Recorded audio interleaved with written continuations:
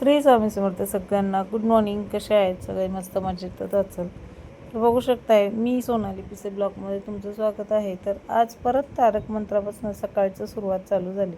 आज होता शनिवार, साहेब लवकर गेले, त्यामुळं आज काय मी एकटीच होते नाश्ता वगैरे करायला. मुलांचं नंतर झालं, सानवी गेली होती, उशिरा उठले आज मुलं, त्यामुळं तारक मंत्र पूर्ण होत आला होता आणि तरी नाश्ता झाला नव्हता आणि आज कामावर पण जायला थोडं उशीरच झाला होता.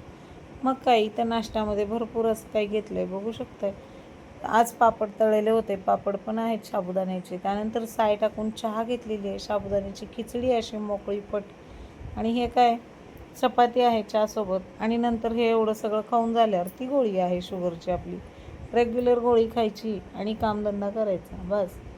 बाकी काही विचार करायचं नाही आहे. तर कसं सकाळचं रुटीन बघू शकताय तुम्ही. आज चहा प्यायला एकटीच असले, साहेब नसल्यामुळं खूप उदास वाटत होतं आणि एकटीच बसले होते, बघू शकताय तुम्ही. आणि एक कार्टून उठलेला आहे दादा आमचा, पण तो झोपायचं सोंग घेत होता. त्याचा थोडा हळूसा असा व्हिडिओ काढला, म्हणलं हा काय करतोय दाखवावं.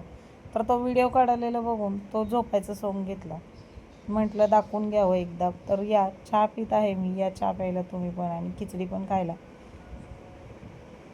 तर हे बघा दादा कसं झोपायचं सोंग घेतोय बघा. आणि मी एकटीच बसले. साहेब असले की थोडं घर भरल्यासारखं वाटतं आणि छान वाटतं.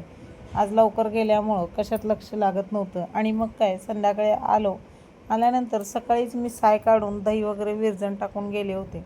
आणि आल्यानंतर हे बघा नवरा आमचा कसा मदत करते. साहेब आमचे मला हे लोणी काढून द्यायला ताक घुसळून देत होते. आणि हे लोणी बघा किती घट्ट निघालेलं आहे आणि याच्यामध्ये हेल्प खूप होती. कोणाचं नवरा असं मदत करतो खरं सांगा? पार्ट टाईम म्हणजे जॉब करून, रिक्षा ड्रायव्हरचा जॉब करून, रिक्षा चालवून, शिवाय घरी आल्यानंतर ही अशी मदत करतात. खरंच नवऱ्याचं कौतुक करावं तेवढं कमीच आहे. खूप काही मदत होती मला त्यांची आणि मुलांची, त्यांची तिघांची मदत होती, म्हणून मी कामाला जाते. तर बघू शकताय कसं घोटत बसलेले आहे तिथं. आणि हे पूर्ण एवढं घोटून पूर्ण एक साईडला लोणी तयार झालेलं आहे. ह्याचं सकाळी विरजण लावून गेले होते आणि आता दर 15 दिवसाला कमीत कमी अर्धा किलो तूप निघतं घरामध्ये. पहिले साय सगळे खात होतो, आता हे तूप काढण्याच्या चक्करमध्ये साय खायचं राहून जातं. कारण साय जमा करायची आणि तूप काढायचं हाच विचार चाललेला असतो. कारण आता श्रावण येत आहे, श्रावणात कसं उपवास वगैरे असतं आणि घरचं तूप असलं की थोडं बरं असतं. आणि आता महागाई पण खूप वाढली, मग त्यामुळं साय जरा जास्त नाही आणि चितळेचं दूध असतं त्यामुळं साय भरपूर निघते. एका वेळेस जवळजवळ भरपूर अशी साय निघते. आणि मग हे एवढं सगळं झाल्यानंतर चहा प्यायचा कार्यक्रम चालू होतं. चहा पिऊन घेऊया म्हणलं, कारण खूप भूक लागली होती आणि यायला पण 8:30 झाले होते. रोजचा टायमिंग झालेला आहे तेच, कारण ट्रॉफिक पुण्याचं, गर्दी विचारू नका, इतकं ट्रॉफिकमधनं यावं लागतं. निघते वेळेत पण यायला 1 तास तर 1.25 तास लागतं. आणि मग हे असं घुसळून ठेवलेलं तूप आता साहेबांनी घुसळून ठेवलं होतं. म्हटलं चला याला कढईत काढून घ्यावे आणि तूप छान कढवून घ्यावं.